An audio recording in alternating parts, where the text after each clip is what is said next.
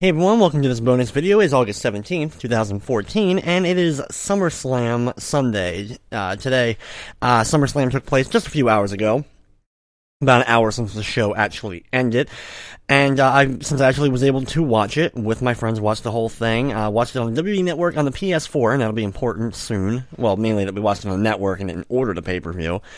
Anyway, so I'm gonna just give my thoughts, run down the card. I'll be honest though, leading into SummerSlam, I haven't watched every little bit of Raw and all that. I've been kind of skimming through some of the Raws. I watched highlights, and I catch pieces here and there when I can. So I knew what all the matches were. I knew all the feuds, all that good stuff. And of course I watched Battleground last month. Check out that review down below. Maybe if I remember, I'll link it down below. Put that thought in my brain. So anyway, SummerSlam is one of the big pay-per-views of the year. It used to be like these original pay-per-views with like this, Survivor Series, Rumble, and of course WrestleMania were kind of like the big pay-per-views. Like these ones were supposed to be more special because they were some of the original ones, and they always got more hyped, it seemed, than the other ones. But I'll be honest, SummerSlam has always kind of been a pay-per-view overall to me. Not that there hasn't been some great SummerSlams, but I always found SummerSlam in the end was like kind of a downgrade from Mania. It's still a cool event, but not quite like a Mania by any means. WWE doesn't seem to kind of build it quite as big like that. And in fact, this year, there was rumors that SummerSlam would not be as super hyped as with its card because of next month's pay-per-view being 6 months after the WWE Network had begun. And if you are subscribed to the network, basically you can either pay per month for $12.99, which they don't really highlight too much, or you can pay it you pay it once a month for $9.99, but you're signed up contract-wise for 6 months. So, and you're stuck with it for at least 6 months, and once the 6 months go up, it'll auto-renew, I'm sure, but that's when you're able to get out of it. And next month, will be after that 6 month period for the people that signed up on day one. And of course, the network, WWE is going to want you to keep, get a new 6 month subscription to it. The network itself, let's just talk about the network briefly. Probably more so than some of the other stuff I'm going to talk about. But anyway, Hulk Hogan comes out at the beginning of the show. Of course, big deal. Hogan had an awesome birthday kind of celebration thing on Raw this past week with a lot of like legends and guys. With Ric Flair was there, and Piper, and Paul Orndorff, and the Outsiders. It was kind of a cool little thing that they had on Raw this past week. But anyway, Hogan comes out. They're in LA, by the way, so Hollywood. He makes a little thing about Hollywood and SummerSlam and blah, blah, blah. And then, of course, he puts over the network consistently. Like, even getting to the point of having the fans chant $9.99. I don't watch, like I said, I haven't watched every moment of Raw and every moment of SmackDown and main event and all this. But the network, man, I get it. I own it, I have it. There should be an option. I said this tonight to my friends. I'm like, there should be a damn option while you're watching WWE broadcast that lets them know you have the network. So anytime they freaking mention it, it gets censored, or something else pops up on the screen, or something fun happens, and maybe even get a little, applause because you have it. Like, just something. I am sick and fucking tired of the WWE Network being shoved down our throats so bad. It's worse than any push of a wrestler ever. They push this harder, of course, and I get it. I know why. It's basically, if this fails, WWE's in a lot of trouble. They took a big hit financially this year because of going to the WWE Network. The contract they ended up signing with NBC and on Universal and all that stuff, that was significantly less than what they thought they were going to be able to get, mostly because they were trying to push things with the network. So I get it. I understand that, but like I said, I own it. I'm paying you. I'm giving you $10 a goddamn month. Get your crap off my screen. I don't want to hear it. I don't want to hear Michael Cole's freaking, mouth say anything. I'm just trying to come up with an insult, but Michael Cole himself is an insult. I can't stand it anymore. I'm just sick of it.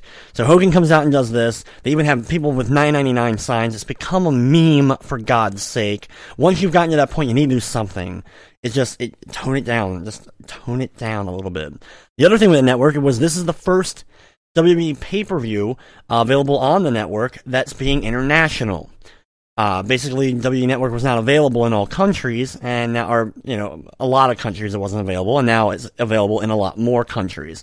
I don't know how many exactly, blah, blah, blah, but it's the first one, and the only reason why this comes up, really, because, who really cares, except for those watching in those countries, and I don't mean to offend, I'm just saying, Whatever. What does that have to do with SummerSlam? Well, here's the thing it has to do with SummerSlam. The stream ran like shit. Period. The stream ran like crap. It was not HD for most of it. We had weird rewinds consistently where it was trying to buffer, and things would go really fast, like Benny Hill style at points, and we were just making jokes about it all night. We've watched other pay-per-views on here, and WrestleMania had its glitches, but it was the first pay-per-view they were ever doing with it.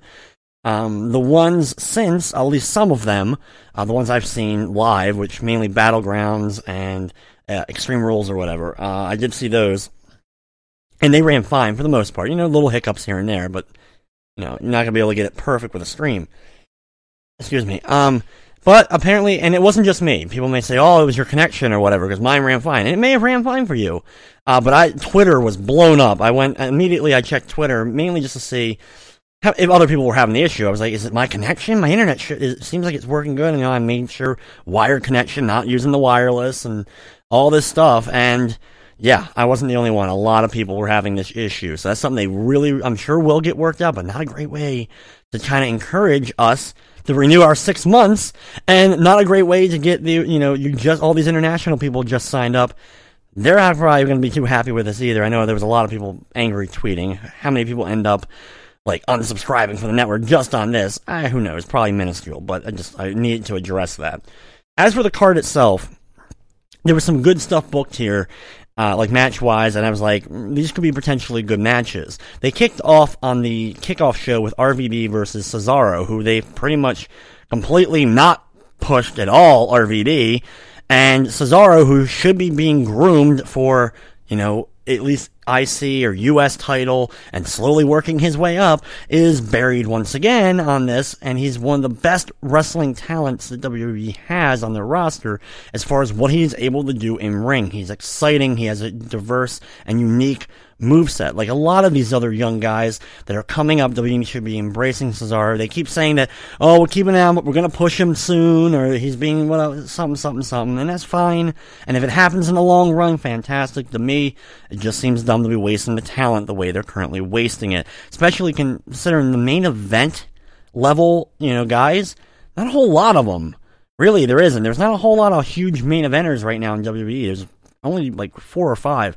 Roman Reigns is getting up there. He's about to be in that main event picture on a regular basis. But you've lost some guys, and you haven't groomed the guys to that next level. At least not that I've seen in my eyes. Look at some of these guys and say, hey, look, that's your main eventers. And so, like I said, they've missed the boat completely. They also fucked up with Alberto Del Rio when they brought him in. They pushed him too fast, and that got screwed over, and you see he just got released. They did it with Sheamus. They pushed him too fast, and he got screwed. So I'd rather not someone get pushed and put into a position where it's just going to end up hurting them, but you need to start building these guys, and I thought Cesaro was one of them. The match was okay. I've never been a huge RVD fan. I have no problem saying that. This match was just okay. They did a lot of, they did the one European uppercut on the top rope thing. They did that spot a couple of times. It was weird. I don't know. It wasn't a great match.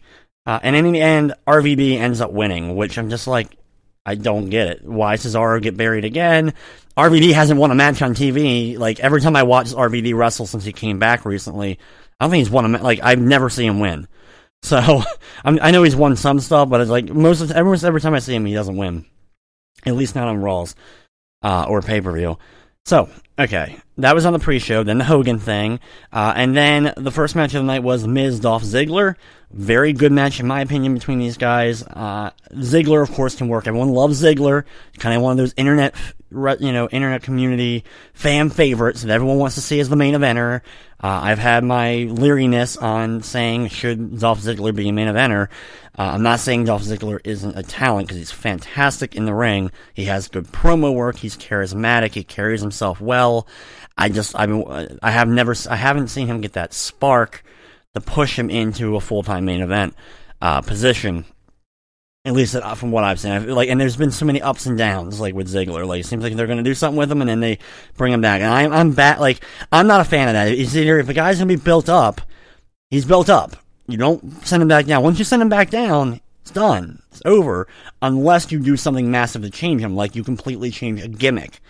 Like when trying to think of an exact example, but I mean, like, you have to, if you're gonna have to rebuild the guy, there's gotta be a reason why you're rebuilding him, and I haven't seen that with Ziggler, but good match here. I think The Miz wrestles above average, and I know people hate Miz, and I talked about this last month when I talked about Battleground. I think Miz is a good talent. I had no issue with Miz being IC champion. He ends up dropping the belt here to Ziggler. I'm not a huge fan of that finish. The zigzag, I've never been a fan of that move. But anyway, Ziggler ends up winning. It was a decent match. I have no problem with Miz. I think you could do a rematch between these two guys. WWE probably won't. They'll probably move Miz on to something else, and Ziggler fall down. Next up is the AJ Lee Paige match. I have to say this match was better than their matchup last month. They seem to have gotten a little bit more time to wrestle. Not a lot of time, not as much time as I think they deserve, considering that these are the two of, if not the two most talented women's wrestlers currently on your roster. I know people will be like, oh my god, you didn't see Natty Neidhart. Yeah, I get it, but Natalya has been so buried, there's no point in even letting her wrestle. So with the momentum of these two, and their ability, I say these are your two best divas on the roster, and I want them to have a lengthy feud that they are having, but with better matches as well. This should be the new Trish Lita type. That's what this should be, and it's slightly that, but that's what really these two should be built up as. And anyway, they keep changing the belt back and forth between them. I mean, Paige gets it from AJ. AJ gets it from Paige. AJ is able to defend it once, and then this time Paige now wins the belt back. So we're going to go from here with this. Does AJ get another rematch? We'll have to wait and see. Like I said, good for them. It was a decent, good match. Better than last month's matchup. But I still would have liked to see them have more time. Though I did like the finish. She countered I think the Black Widow lock. Is AJ Lee's submission hold, and counter that into like the unhooked DDT. It was a very cool finish, for a nice impact finish, and made it seem like, because I'm not a huge fan of Paige's page turner finisher. I think that's, so anyway, good finish to the matchup. Then it was the flag match, which I don't understand this. My brain almost imploded.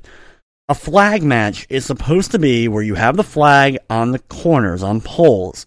Whoever's able to get their country's flag or whatever wins the match. That's the flag match, right? Like, from what I've always remembered, that's a flag match. In fact, they've been talking about it for like the weeks leading up. The people were like confused on what a flag match was. I'm like, how can you be fucking confused on what a flag match is? Like, they've had them before. They don't have them often because they're not really that great at selling matches, but it makes sense for why you had this one.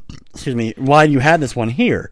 I even called it last month at Battleground. After the finish of Battleground, I said right then to my friend, I was like, this is going to be a flag, they should do a flag match. This is the perfect opportunity to do a flag match. And they did. But they didn't do one, because instead the rules for this one were whoever won got their flag shown in the ring, like a big version of their flag, and they played the national anthem of their country. And so with Swagger and Rusev, I still enjoyed this match. I think Swagger has been able to show that he has matured in the ring, and he's not a bad talent. He's had like his ups and down moments, some of which is his own damn fault. But I've always liked Swagger, and I've always loved, of course, this gimmick with Coulter, because Dutch Mantel is the man. And like the problem with this one is they've both been hurt, with Swagger with his ribs and Rusev with his leg, like in the whole story and all. So like, they sold that the whole match. It wasn't like the beginning of it, they're fine, and then something aggravates the injury. They were selling both of those injuries the entire match, and they built the whole match around it.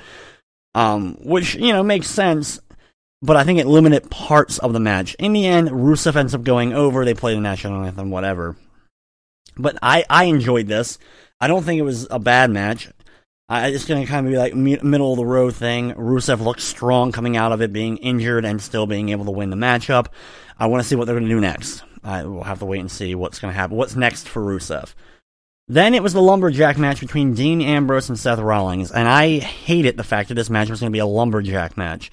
I think it should have been a Falls Count Anywhere or a Texas Death Match, which we may still get.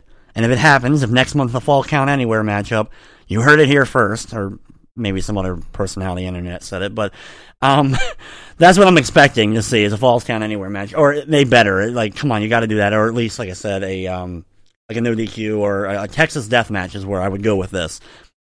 For these two guys, I've been waiting for this match, and we were kind of like teased, but because of stuff, it didn't happen last month, which I said made sense in my Battleground review, but this was awesome. I loved this matchup. I thought it made both guys look strong in the end. It made Rollins look kind of like, the chicken shit heel, running away from things and being scared of Ambrose in the end, having to cheat with hit him with the briefcase to end up winning the matchup. But I think Ambrose looked very strong in this match. There was some really cool stuff. So I highly recommend checking out the Dean Ambrose Seth Rollins Lumberjack match. Probably my favorite match of the night, I want to say. Though the match right after this was quite good as well, and that was Bray Wyatt Jericho. I was a little bit disappointed in their matchup they had last month at Battleground, but this month I think they definitely did things a lot better. I think this was a much better paced matchup. It didn't feel rushed. There were some nice spots in it throughout. Wyatt looked very strong. Jericho did a great job with that. And in the end, Bray Wyatt ends up going over, finally, because he seems to lose every pay-per-view match that he has. And this was a good move to let him win, and I still think you can get one more match out of these two guys with the momentum they had going in. And they should have one more. They should do another match, or do something at least with these guys, even if it's like a 6-man tag on the next pay-per-view. Something will happen with all. And then Wyatt looked strong without Rowan and Harper being involved in the matchup, and I think that was another big thing for WWE to let. I was afraid WWE was going to drop the ball here again with Wyatt, and they may still do it. But with Wyatt, you have the guy who's over, and the fans are loving the entrance, and he can still get, he is that cool heel now. He's gotten to that level. Let this keep growing. Don't turn him full face. You don't want that. You just want him to stay him, stay as the heel and all that, and just his entrance alone now is, and we're not, this is calling it way too soon, but it's kind of getting to Undertaker levels, and I'm talking about ambience of the entrance itself, with all the people with the lights. They even sell the lanterns now, at least what it looked like. They had one in the crowd, so I assume those were sold lanterns from WWE's own thing, and if they're not selling them, if WWE isn't selling the lanterns, you should have been doing that weeks ago, and I'm sure they are. Like I said, I'm pretty sure it was one of the ones bought there, and they also, with other people, have the cell phones, and it's a really cool entrance, and it's starting to feel like that, and it can build to that. Let this go. Like, you want this to keep growing. Do not snuff it out. Let Wyatt, he has to lose matches here and there, but just keep him strong, and that's what they did tonight. He wins the matchup and looks strong in it, but not squash, he didn't squash Jericho by any means. Great match. Like I said, this and the Rollins Ambrose match are probably the two best matches. Then it was Stephanie McMahon, Brie Bella. Everybody immediately is going to roll their eyes at this matchup being on the card. They didn't want to see it. No one cares, right? No one really gives a shit about this storyline. The whole adding the cheating factor, I think, really kind of took this matchup to just a horrible level. There was no need to throw really that into it. The arresting stuff, all was fine. This helped build the matchup. And they've been building this match technically up for months, so we knew it was going to happen, or at least something like it was going to happen. And for what this match is, with who is involved, I mean, Stephanie McMahon hasn't had a match in years and years, and Brie Bella, who's never really been that great of a worker, they have a decent match. Like I said, you have to put it in perspective. This is not Steamboat Savage level here, obviously. I'm just talking about from what their talent levels are and from whatever. It was decent enough entertaining. It did not drag too much. They kept it simple with the moves, which is the way they should have done it. Only one real, there was one spot with Brie jumping out of the ring or whatever, that, was probably the biggest high spot of the whole thing. They kept the interference that was involved in it to a minimum, and paid off in the end with her Brie taking out Triple H at one point, and then in the end, basically Nikki Bella turns on Brie and hits her and allows Stephanie to win. But you can kind of see that Nikki, I don't know if they're kind of going with Nikki's being forced to do this, just all this stuff. I expected Nikki to go heel. because, you know, Nikki's been getting her ass kicked for months since Brie was fired. So it made sense for her now to resent her sister with everything. So we'll see what happens between Nikki and Brie. You should build it up a little bit. Not just do the one-off. We'll see what happens. I don't know how long they're going to drag out the whole thing. But, like I said, for what this was not bad. There actually really wasn't a bad match on this show. This wasn't like, almost every pay-per-view you have like one really, really bad match, or at least one match that really stands out as, in my opinion at least. I mean, I guess you could, maybe some people are going to say the Rusev Swagger match was probably the worst match, but like I said, it was still a good match. And then it was Orton versus, actually probably the main event. Honestly, the main event may have been the worst match. Now that I'm thinking about it, we'll get to that in a minute. So next was Orton Reigns. I'm not a huge Orton fan. I don't really like Randy Orton that much. Roman Reigns, I still feel is missing an opportunity with a finisher. I'm sorry, the spear sucks. Change the damn spear. Too many goddamn wrestlers use the spear. If you can name 10 wrestlers that have the same finishing move, or at one point had the same finishing move, then you need to have a different finishing move than them. Like, the Superman punch works so well. Change it. I keep emphasizing this every time I talk about Roman Reigns, but it needs to fucking happen. I don't think it will, though.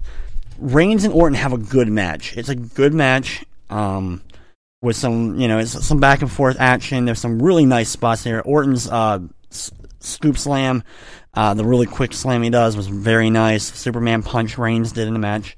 Great. As well as the spear in the end wasn't bad either. Being able, overall, I would say worth seeing if you're going to watch the whole pay-per-view. Yeah, you're not going to skip this one. It's still a good match. Even if you're not a fan of Orton like I am, it was still very good. And continues Reigns' push towards becoming main event level. We'll see. The rumored Reigns Triple H match for next month has been rumored for a few months now. So we'll see if that happens. And if it does, I'm sure that'll be pretty good as well. And that'll be the real test to see if Reigns becomes permanent main eventer. Because I heard somewhere like they were like all dead set that Reigns is winning Rumble and he's winning Mania and all this stuff already. And then I heard recently, we're not too sure.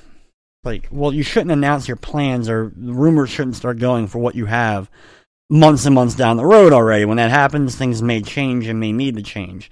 But Reigns looked good in this one. And then main event was Cena Lesnar, which I loved Cena Lesnar from, I think it was Extreme Rules a few years back when Lesnar first returned. I hate the ending because, yes, Cena wins, and I think it was a bad move for Cena to win that matchup. And a lot of people going into this one were like, okay, this is a lose-lose situation. We already had the match spoiled before Cena retained the belt last month in the four-way. We already knew that Cena was fighting Lesnar. The poster had leaked and all that. But I think fans thought it was a lose-lose situation, and I agree with them. Basically, we don't want to see Cena win. Of course, right? Internet wrestling fans do not want to see Cena wins. I don't really care if Cena wins, but as far as him having the belt, I cared about Cena winning because you just had Brock Lesnar beat Taker, end the streak, and now if Cena wins, you're telling me Cena is better than Undertaker? I'm just talking about this year's story and all. Yeah, I know, not really, okay? But I'm talking, like, that's kind of how you add it up. Oh, well, Cena can beat Lesnar. Why the hell couldn't Undertaker beat Lesnar? So, it would made no sense there. And then on the opposite side, if Brock Lesnar wins, you have a champion who does a very limited schedule. He's not on every Raw. He's not at every pay-per-view even. So, unless plans have changed that Lesnar's going to be showing up more, what do you basically have? Paul Heyman just come out week after week after week and saying that, Lesnar's not here, he doesn't need to be here, he's champion, blah, blah, blah. I'll just talk for him and cut the promo, which will work. But I'm not a fan of your world champion not being on TV. Hate it. This is why, it sucked, but Daniel Bryan had to lose the title. I hated it years and years ago. When Hogan won the title from Yokozuna at WrestleMania 9, Hogan wasn't on TV really at all for the months leading up to the King of the Ring match with Yokozuna, which he then lost and dropped the belt and then left WWE. They've done this multiple times before, where The Rock even, when The Rock was champion after winning at the Rumble a couple years ago, he was barely on TV. it's dumb. I think it makes your company look weak that, hey, your champion's so great. You have a guy with, your world heavyweight champion doesn't feel like he needs to be there. I don't know. I don't like the way that whole thing works. So that's what you have if Lesnar wins and what happens with Cena winning. So how you do this? Well, you don't want to draw either because it's a main event. Now, if this wasn't the main event, you could have had a draw and it would have been okay because you still would have had one definitive. I don't believe in ending a pay-per-view with a draw. I feel that leaves a really bad taste in everyone's mouth, especially the fans that paid a lot of money to go there. They want to go home with at least a feeling. If they're pissed because their wrestler lost, or if they're really happy that their wrestler won. Whatever it is, you should always have a definitive finish in a pay-per-view main event. Like I said, people will probably disagree with me on that, but I think there should be a definitive ending. Okay, so you're not going to do a draw. How you do this? Well, what they ended up doing was Lesnar destroys Cena. And I mean, freaking destroys Cena. He hits like 16 German suplexes. I think that was the final count. He hit the F5 a couple seconds into the match. He destroyed him. From bell to bell, with very little Cena getting in. It was basically almost a squash match. Which comes off bad, but it makes sense for what Lesnar did to Taker. Lesnar to do this with Cena. It makes perfect sense for his character. My whole problem though with Lesnar right now, and I actually do like Lesnar, his conditioning must be terrible. He really needs to work on conditioning because he was gassed and sweating after the first F5, which was like a minute into the match. And he just sweated his ass off the entire match. He looked like he was gassed from get-go. And the match wasn't even that long. I think like 10 minutes or something like that in the end, maybe a little bit more. So there's just, in my opinion, no, you should be able to go 10 minutes in the damn ring. If you can't, you need to do something. So that, it just makes you look bad. It makes it look bad. He's always this big unstoppable monster. You can't pin him, you can't whatever.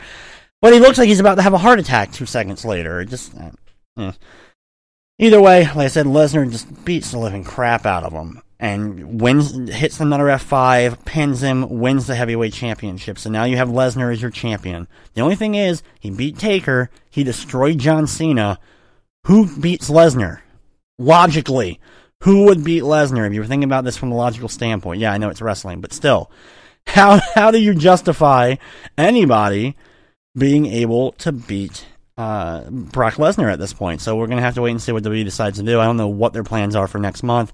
My only thing, and what I fear, and it probably is going to happen, rematch with Cena, and Cena wins.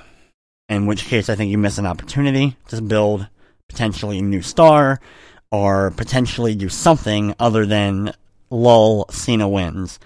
I fear, though, that's what we're going to get. But either way, guys, that will wrap up my thoughts and opinions on WWE SummerSlam 2014. I don't think I really missed anything throughout there. I'd like to thank you for watching, and of course, I hope you enjoyed.